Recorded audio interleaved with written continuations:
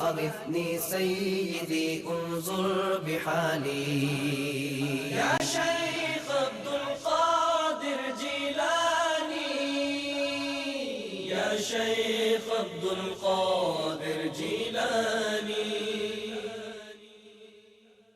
نحمده ونصلي ونسلم على رسوله الكريم اما بعد فاعوذ بالله من الشيطان الرجيم بسم الله الرحمن الرحيم وسارعوا إلى مغفرة من ربكم وجنة عرضها السماوات والأرض أعدت للمتقين الذين ينفقون في السراء والضراء والكاظمين الغيظ والعافين عن الناس والله يحب المحسنين صدق اللہ العظیم۔ سامعین محترم، بہت ہی خوبصورت محفل درس قرآن کی ہم سجائے بیٹھے ہیں کہ جس میں حضرت غوث العظم رحمۃ اللہ علیہ کی سیرت کے حوالے سے یا مختلف شخصیات کے حوالے سے، جیسے ہم عموماً ARYQ TV پر درس قرآن میں قرآن کریم کی آیات کو ریلیٹ کرتے ہوئے ان کی سیرت سے ہم بات کرتے ہیں، تو اسی کڑی کا یہ ایک سلسلہ ہے، اور حضرت غوث العظم کی سیرت کے موقع پر، سیرت کے بیان کے موقع پر درس قرآن سے ہم مستفیض ہو رہے ہیں۔ جن آیتوں کا ہم نے انتخاب کیا، یہ سورہ آل عمران کی آیت 133 اور 134 ہے، 133 اور 134۔ اس کا ترجمہ ہم پہلے دیکھتے ہیں، پھر اس پر ہم بات کریں گے۔ اللہ پاک نے ارشاد فرمایا وسارعوا، اور جلدی کرو، الی مغفرۃ، مغفرت کی جانب، من ربکم، وہ مغفرت جو تمہارے رب کی جانب سے ہے، وجنت، اور جلدی کرو جنت کی طرف۔ کون سی جنت؟ ارضھا، کہ جس کی وسعت السماوات والارض، آسمانوں اور زمینوں جیسی ہے، اعدت للمتقین، اور یہ جنت تیار کی گئی ہے تقوی والوں کے لیے۔ ٹھیک ہے جی۔ اچھا، اب وہ تقوی والے کون ہیں؟ اگلی آیت میں ان کا تعارف ہے چند صفتوں کے ذریعے۔ فرمایا کہ الذین، وہ تقوی والے کہ جن کے لیے جنت تیار ہے، وہ ہیں کون؟ فرمایا یہ وہ لوگ ہیں ینفقون، جو اللہ کی راہ میں خرچ کرتے، فی السراء، جب ان کے حالات اچھے ہوں، خوشحالی میں بھی، والضراء، اور جب ان کے حالات تنگ ہوں، یہ خود مشکل میں ہوں، ایسے وقت میں بھی اللہ کی راہ میں خرچ کرتے ہیں۔ والکاظمین الغیظ، اور غصے کو پی جانے، والعافین عن الناس، اور لوگوں کو معاف کرنے والے ہیں۔ واللہ یحب المحسنین، اور اللہ پاک نیکی کرنے والوں کو، احسان کرنے والوں کو پسند فرماتا ہے۔ یہ دو آیات کریمہ اپنے ترجمے کے ساتھ آپ کے سامنے آ گئی۔ اچھا، یہ آیات جو ہیں سورہ آل عمران کی ہیں، اور ان آیات میں اللہ پاک نے جو جنت کی طرف بڑھنا ہے، جنت کی طرف تیزی ہے، اس کو اللہ پاک نے بیان فرمایا ہے۔ اور اس سے پہلے جو ہے وہ اطاعت کا حکم تھا پچھلی آیت میں، فرمایا کہ اللہ اور اس کے رسول کی اطاعت کرو تاکہ تم پہ رحم کیا جائے۔ تو اب آیت نمبر 132 میں یہ تھا کہ اللہ رسول کی اطاعت کرو تاکہ تم پہ رحم کیا جائے۔ تو وہ اطاعت کا ایک مفہوم واضح کرنے کے لیے آیت نمبر 33 اور 34 میں اللہ اور اس کے رسول کی اطاعت کو چند جملوں کے اندر بیان کیا ہے تاکہ سمجھ میں آ جائے کہ اللہ رسول کی اطاعت کیسے کرنی ہے۔ تو اللہ رسول کی اطاعت کا مطلب کیا ہے وہ یہاں پہ واضح کر دیا گیا ہے ان آیات میں۔ تو اس کا پہلا جو مظاہرہ ہے یا اس کا جو اس کی طرف جو پیش قدمی ہم نے کرنی ہے اس اطاعت کی طرف، اس کی جو پہلی تصویر ہے وہ کیا ہے کہ ہمیں یہ کرنا ہے کہ ہمیں بھاگنا ہے، دوڑنا ہے مغفرت کی طرف. یعنی مغفرت کا حصول جو ہے یہ ہماری ترجیحات میں شامل ہو. بندے کی دوڑ کس طرف ہے؟ سرعت کہتے ہیں تیزی کو. آپ بھاگ کس طرف رہیں، آپ سرعت اور تیزی کس طرف اختیار کر رہے ہیں، یہ آپ کی زندگی کے مقاصد کو طے کرتا ہے. تو بندہ کوئی بھی کام کر رہا ہے، کیے جا رہا ہے اور کہہ رہا ہے میں یہ اس لیے کر رہا ہوں میرا رب مجھے بخش دے، میں اس لیے کر رہا ہوں کہ میرا رب مجھے بخش دے. تو اللہ کہتا ہے کہ یہ مزاج ہونا چاہیے، یہ سوچ ہونی چاہیے کہ آپ مغفرت کی طرف بھاگ رہے ہوں. اور ایسی وہ تمام چیزیں جو آپ کو لگتا ہے کہ یار یہ میری مغفرت کی راہ میں رکاوٹ بن جائیں گی، تو آپ نے ان کا رستہ ہی چھوڑ دیا کہ یار یہ تو مجھے گڑوا دیں گی، زمین میں دھنسا دیں گی، یہ مجھے برباد کر دیں گی، یہ تو مغفرت کو روک دیں گی، تو میں ان سے دور ہوں. تو اللہ کہتا ہے ساریعوا الی مغفرۃ من ربکم، تمہارے رب نے جو تمہیں بخشنا ہے نا، اس بخشش میں تم نے دوڑنا ہے اس بخشش کی طرف. اور مختلف مقامات پہ قرآن کریم کی یہ تعبیر جو یہاں پر آئی ہے ساریعوا سے، قرآن کریم کے مختلف مقامات پہ یہ تعبیر اور الفاظ میں بھی آئی ہے. جیسے فرمایا سابقوا الی مغفرہ من ربکم، سبقت لے جاؤ مغفرت کی طرف. اللہ اکبر. یہاں تو سرعت کی بات کی، تیزی کی بات کی. سرعت کے معنی ہوتے ہیں کسی چیز کی طرف تیزی سے چلنا، اور سابقو کے معنی یہ ہوتے ہیں کہ تم میں سے ہر بندہ یہ کوشش کر رہا ہو کہ میدان مغفرت میں، اس کی طلب میں نے تو سب سے سبقت لے جانی، سبقت کے جھنڈے گاڑ دینے ہیں. جیسے ایک میدان لگا ہو، گھڑ سوار بھاگ رہے ہوں، بھاگنے والا بھاگ رہا ہو، مقابلہ ہو رہا ہو، تو وہ ایک جھنڈا ہوتا ہے اس کے ہاتھ میں. وہ جب اپنی منزل پہ سب سے پہلے پہنچتا ہے سبقت، تو وہ جا کے جھنڈا گاڑ کے بتاتا ہے کہ میں سب سے پہلا ہوں. تو میدان مغفرت میں جو دوڑ لگی ہوئی ہے کہ وہ بھی نیکی کے رستے پہ دوڑ رہا ہے، وہ بھی نیکی کے رستے پہ دوڑ رہا ہے، تو ہر بندے کی یہ سوچ نظر آ رہی ہو کہ مولا اگر تو مغفرت سے نواز رہا ہے تو سب سے پہلے لینے والا میں ہوں گا. یہ ہے ساریعوا اور یہ ہے سابقوا. اور آپ صحابہ کرام کے زمانے میں آپ دیکھیں گے کہ اس کی تو جو مسابقہ ہے، جو مسارعہ ہے، جو دوڑ ہے، وہ کہاں لگی ہوئی تھی کہ مطلب خواتین حضور سے آ کر یہ کہتی تھی کہ یا رسول اللہ صلی اللہ علیہ وسلم، مرد تو ہم سے آگے نکل گئے، نماز یہ بھی پڑھتے ہیں، نماز ہم بھی پڑھتی ہیں، ٹھیک ہے، اور جو گھریلو کام ہے نیکی کے، اللہ کی راہ میں خرچ کرنے کے، روزہ رکھنے کے، یہ بھی کرتے ہیں، ہم بھی کرتے ہیں، لیکن یا رسول اللہ یہ میدان جہاد میں جاتے ہیں، ہم تو نہیں جاتی، تو یہ تو ہم سے آگے نکل گئے، تو ہمارا کیا قصور ہے اس میں؟ ہمیں بھی کوئی موقع دیں، ہم بھی اس سبقت اور سرعت میں مردوں سے آگے بڑھ جائیں.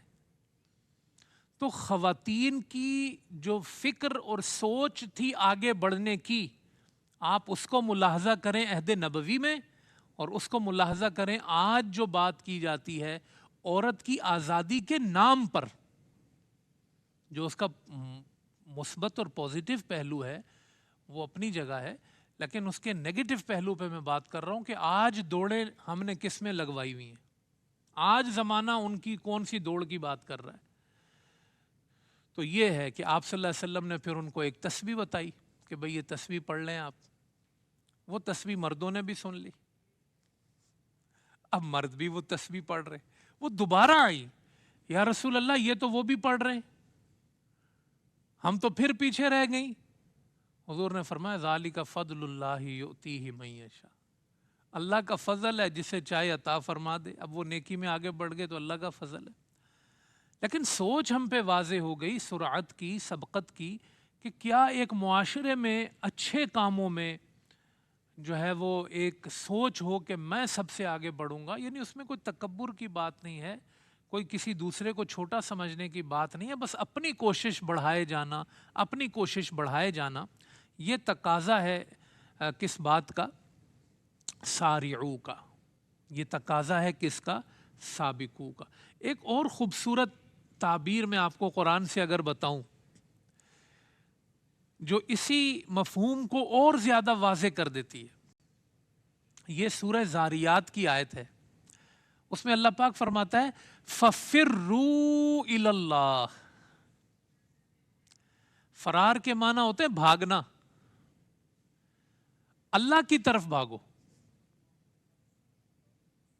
اللہ کی طرف بھاگو، اللہ کی طرف بھاگو. ٹائم نہیں ہے،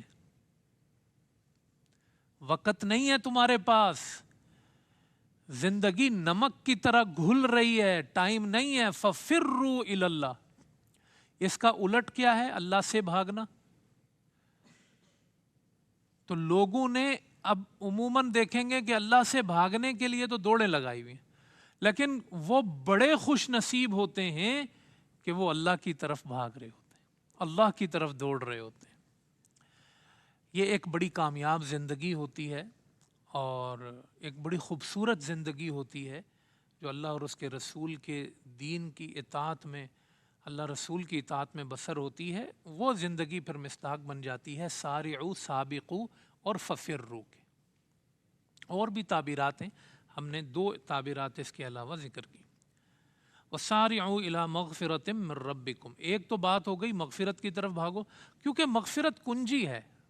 قیامت کے میدان میں نہ سکے کام آئیں گے، نہ سونا کام آئے گا، نہ چاندی کام آئے گی، نہ کوئی دوسری چیز کام آئے گی. اور اگر مغفرت نہ ہوئی تو ختم. اور اگر مغفرت ہو گئی، بندہ بخشا گیا، تو اس کے وارے نیارے ہو جائیں گے. اگر اس کی بخشش ہونی ہے نا تو پھر اس کے حساب میں آسانی ہو جائے گی، پل صراط پہ آسانی ہو جائے گی، نگاہ مصطفیٰ میں مقبول ہو جائے گا، نگاہ خدا میں مقبول ہو جائے گا، اور فرشتوں کی نگاہوں میں مقبول ہو جائے گا. اور جب وہ میدان محشر میں پہنچے گا اس کے لیے ایک استقبالیہ لگا ہوا ہوگا، اور فرشتے اس کو جو ہے وہ تسلیاں دے رہے ہوں گے. لا يحزنهم الفزع الاکبر وتتلقاهم الملائکہ. ملائکہ اس کو تلقین، ملائکہ اس کو تسلیاں دے رہے ہوں گے ادھر، اور کیا بولیں گے؟ ھذا یومکم، یہ ہے تمہارا دن. دنیا میں لوگ اس کو پریشان کرتے تھے، کہتے تھے تیرا دن نہیں ہے ہمارا دن ہے.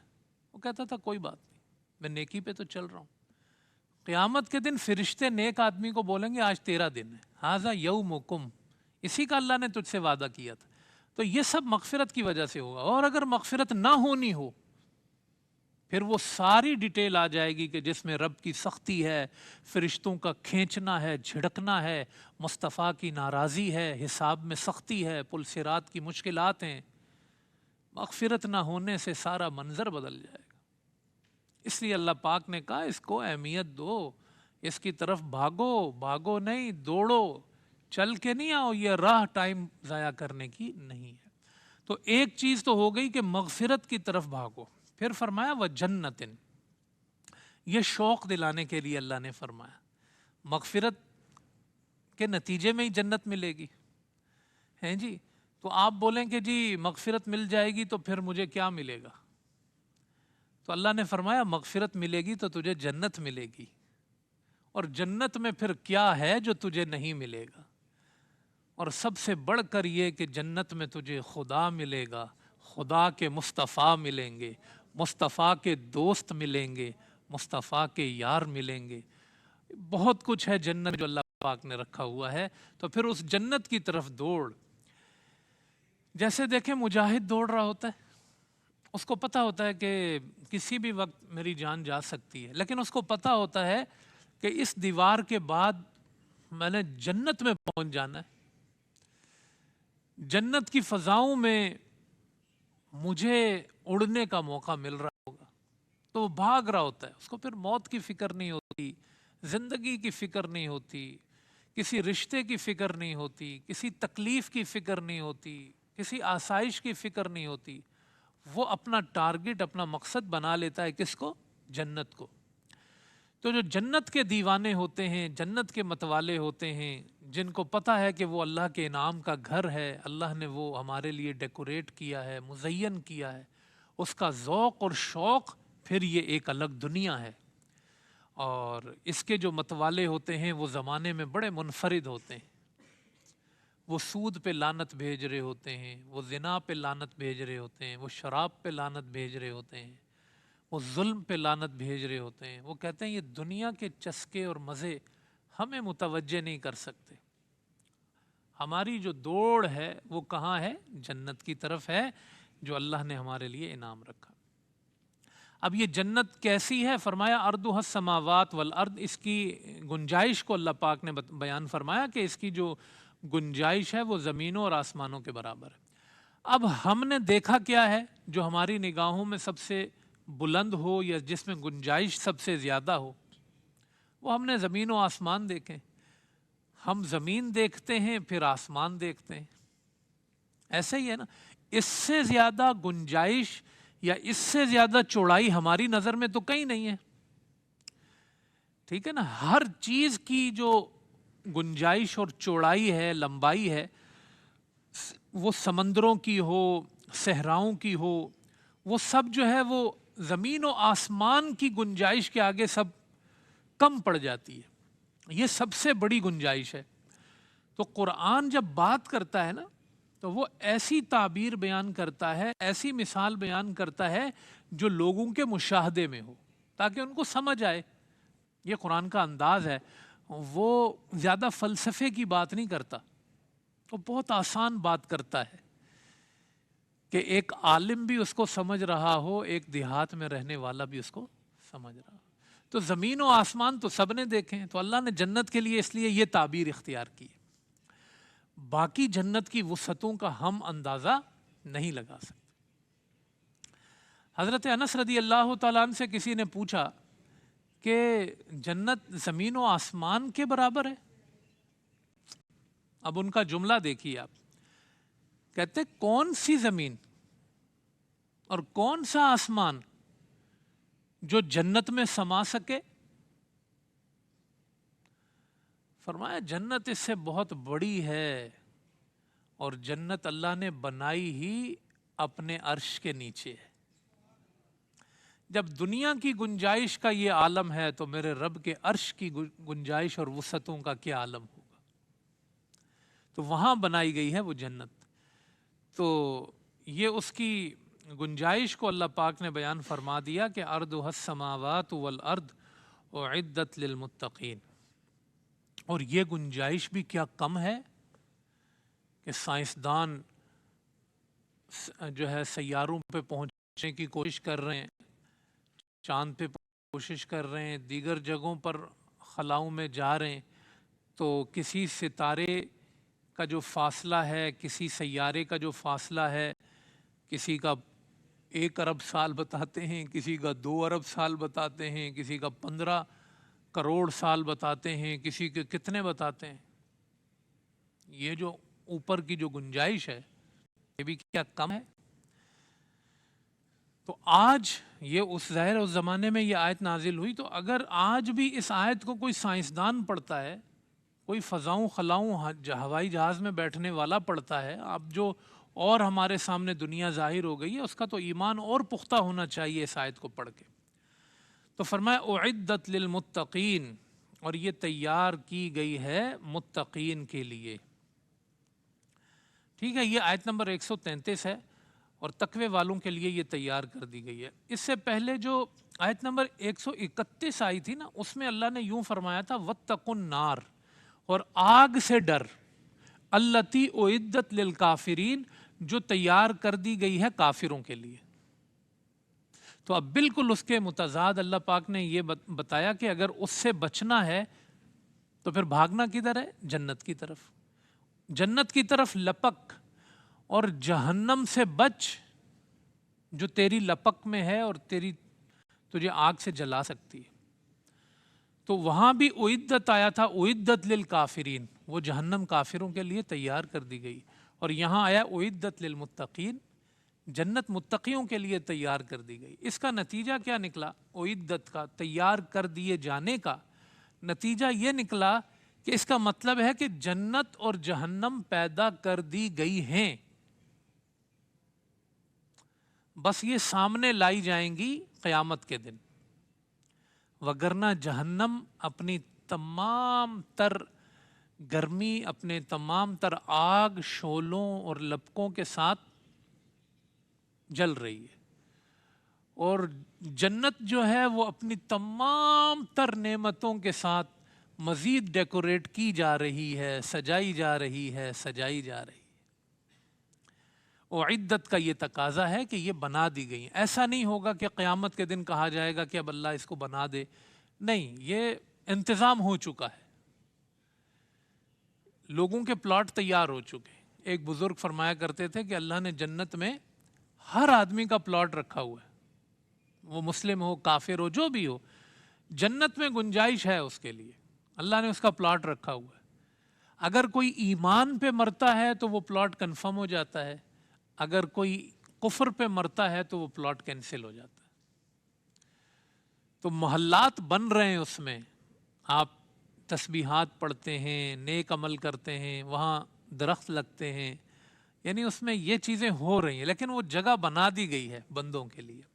اعدت للمتقین، تیار کر دی گئی ہے تقوی والوں کے لیے۔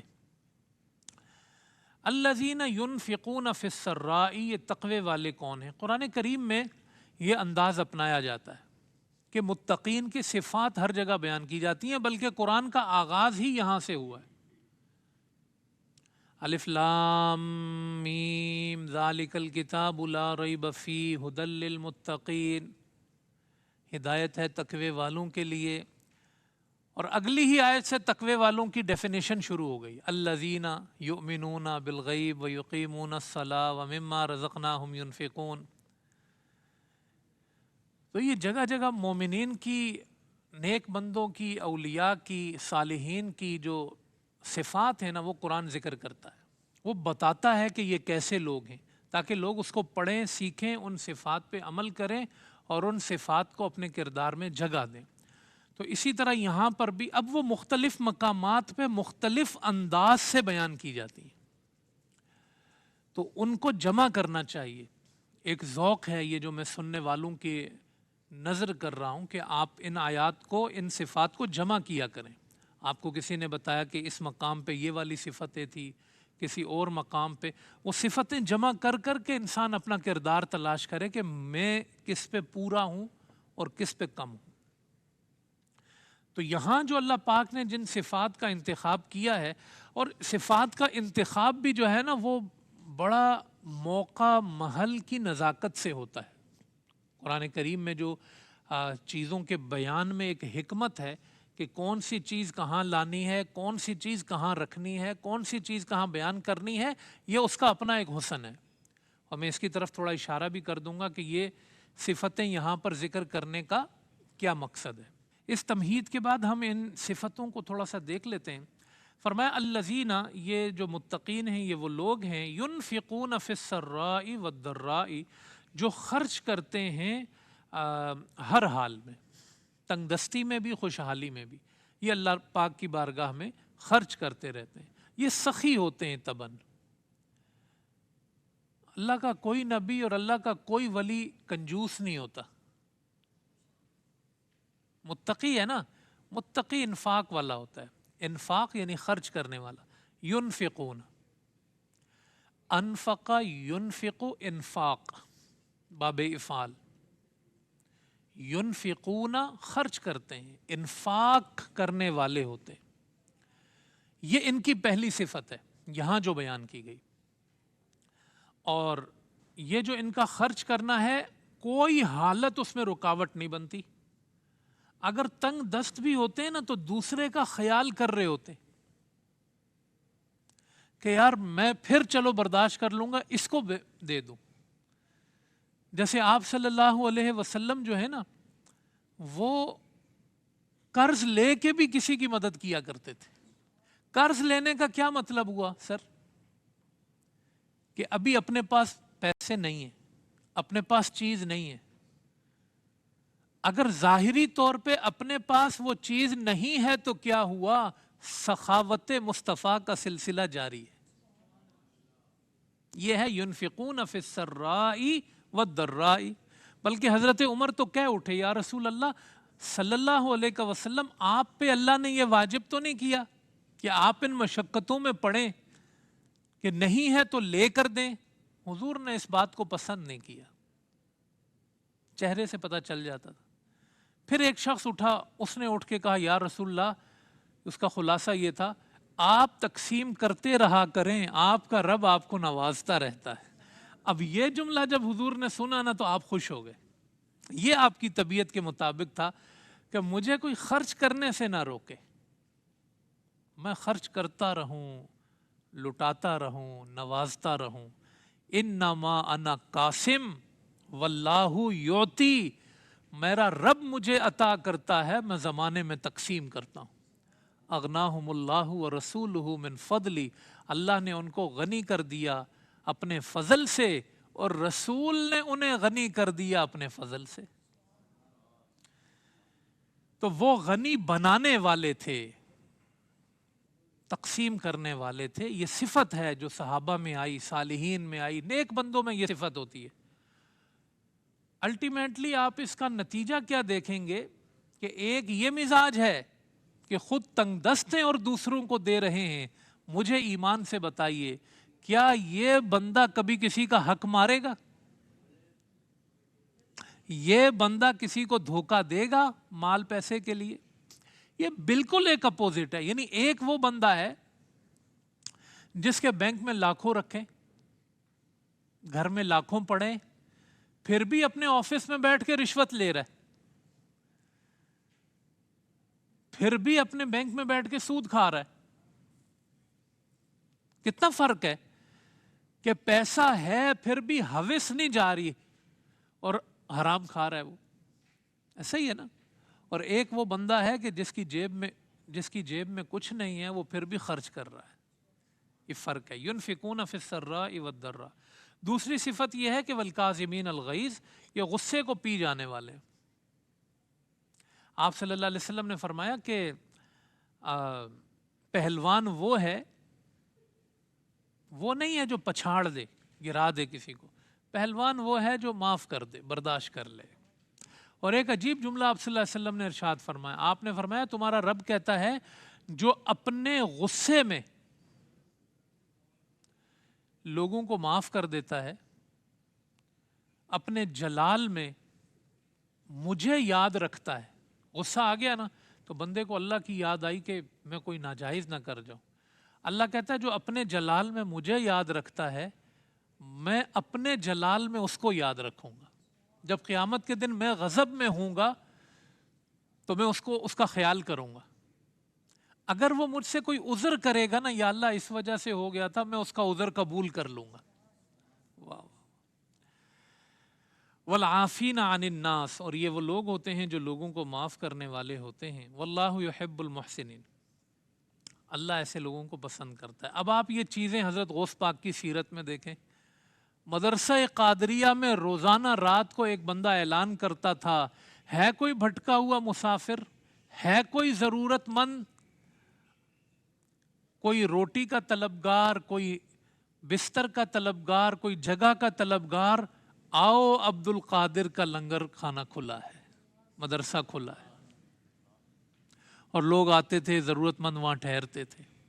آپ کہتے تھے کہ جو مستحق ہے اس کو بھی دے، جو نامستحق ہے اس کو بھی دے، کیونکہ رب تجھے عطا فرماتا ہے تو مستحق ہو یا نہ ہو. کیا وہ نوازنے والے تھے، کیا وہ لوگوں پہ شفقت کرنے والے تھے، معاف کرنے والے تھے، محبت کرنے والے تھے. سیرت مصطفیٰ کے مطابق کیسے وہ حلقہ احباب میں لوگوں کے ساتھ عاجزی سے پیش آنے والے تھے. تو یہ ان کی وہ صفات ہیں جو قرآن کریم کے عین مطابق ہیں، رسول اللہ صلی اللہ علیہ وسلم کی سیرت کے عین مطابق ہیں. تو میں نے یہ چند صفتیں آپ کے سامنے ذکر کر دی ہیں. اللہ پاک سے میں یہ دعا کرتا ہوں کہ وہ ان صفات کو ہمیں بھی اپنانے کی توفیق عطا فرمائے، اور حضرت غوث اعظم کی سیرت پر بھی ہمیں عمل کرنے کی توفیق عطا فرمائے. تو کوئی بھی سوال ہو آپ کے ذہن میں تو آپ اس حوالے سے جو ہم نے بات کی تو آپ پوچھ سکتے ہیں. السلام علیکم ورحمۃ اللہ وبرکاتہ. امید کرتا ہوں مفتی السلام صاحب ورحمۃ اللہ آپ وبرکاتہ۔ خیر و عافیت کے ساتھ ہوئیں گے۔ الحمدللہ۔ مفتی صاحب میرا سوال یہ ہے کہ حضرت سیدنا غوث اعظم دستگیر رحمۃ اللہ علیہ کی تعلیمات کا مرکزی پیغام کیا ہے؟ جی بہت اچھا آپ نے سوال کیا۔ دیکھیں مرکزی پیغام کسی بھی شخص کی تعلیمات کا جو ہوتا ہے وہ توحید ہے، پھر اس کے بعد درجہ بدرجہ ہے، توحید ہے، پھر رسالت ہے، پھر آخرت کا عقیدہ ہے۔ وہ ان کی تعلیمات کا مرکز ہوتا ہے، وہ اللہ سے جوڑتے ہیں، اللہ کے رسول سے جوڑتے ہیں اور آخرت کی فکر پیدا کرتے ہیں، ٹھیک ہے نا۔ یہ مرکزی ان کی تعلیم کا نقطہ ہوتا ہے، جیسے اللہ کے رسول کی تعلیم کا بھی یہی مرکزی نقطہ ہے۔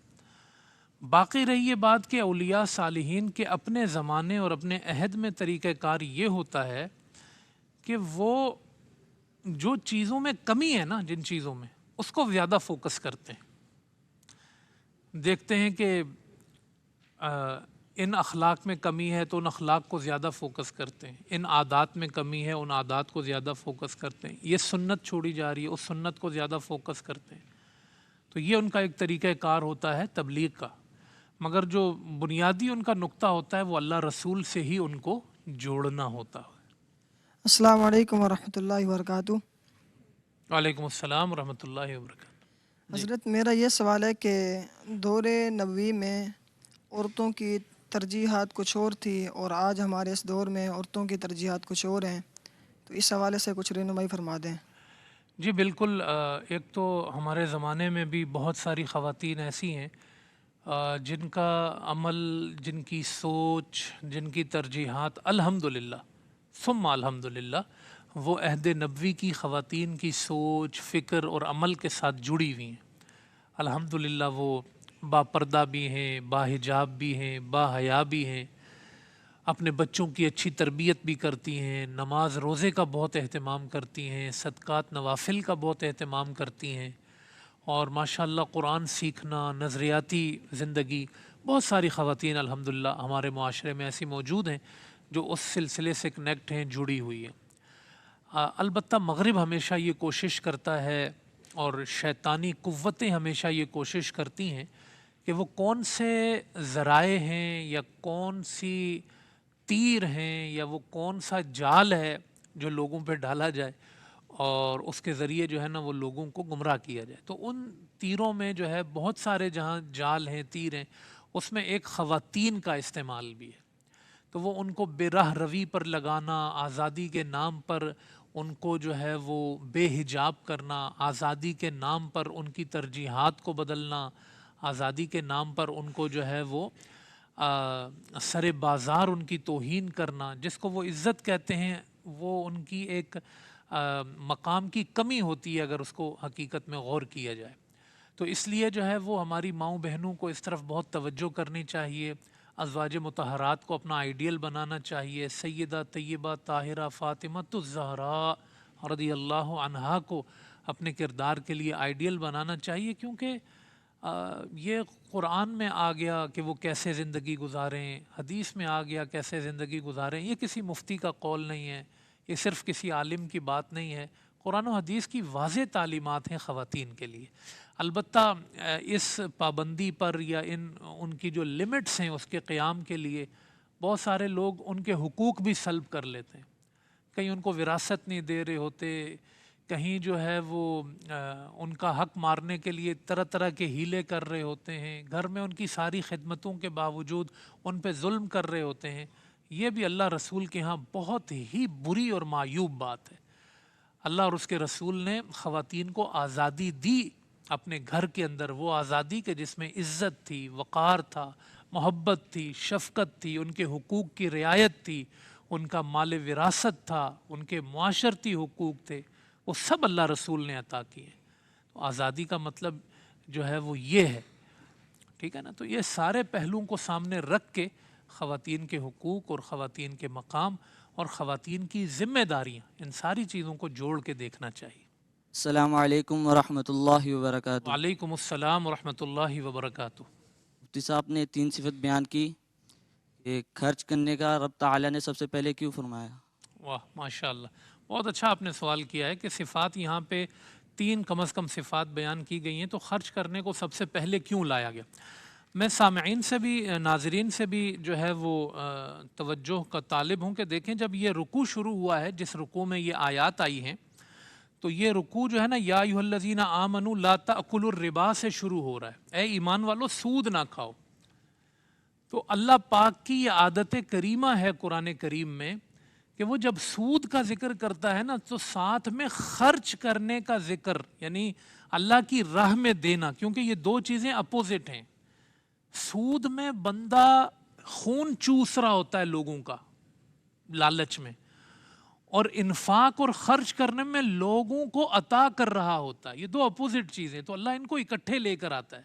سورہ بقرہ میں بھی ایسا ہے، یہاں پر بھی ایسا ہے۔ تو پہلے چونکہ ذکر ہوا تھا سود کا، تو اس لیے ترجیحی بنیادوں پر اللہ پاک نے ان صفات کے اندر جو خرچ کرنے کی صفت ہے اس کو سب سے پہلے ذکر کیا، تاکہ وہ سود کا مقابل بن کے اس کی طرف توجہ بھی جائے اور سب سے پہلے اس پہ نظر پڑے کہ سود نہیں کھانا ہے، لوگوں کو تکلیف نہیں دینی ہے، بلکہ انفاق فی سبیل اللہ کرنا ہے اور لوگوں پہ خرچ کرنا۔ اس لیے اس کو نمایاں کر کے سب سے پہلے اللہ پاک نے بیان فرمایا۔ تو سوالات بھی ناظرین ہم نے لیے، اور درس کا یہ سلسلہ اپنے اختتام کو پہنچا۔ اللہ اسے اپنی بارگاہ میں قبول و منظور فرمائے۔ وما علینا الا البلاغ۔ تقبلني ولا تردوا سؤالي، أغثني سيدي انظر بحالي، يا شيخ عبد القادر جيلاني، يا شيخ عبد القادر